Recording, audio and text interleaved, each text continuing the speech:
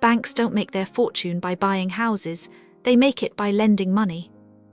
Every mortgage, every personal loan, every credit card charges interest. That's where the real profit lies. It's not about property ownership, it's about the cash flow generated from debt.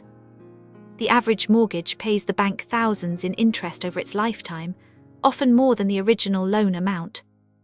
Your home becomes their asset and their income stream. Think about that. While you pay bills, they collect steady returns year after year. But here's the secret: you can profit like a bank.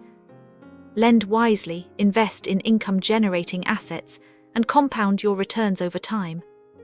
Become the lender, not just the borrower. Take control and build wealth their way. Disclaimer: this video is for informational and educational purposes only and does not constitute financial advice. Always seek advice from a qualified professional before making financial decisions. I'm not a financial advisor, and this video is not financial advice.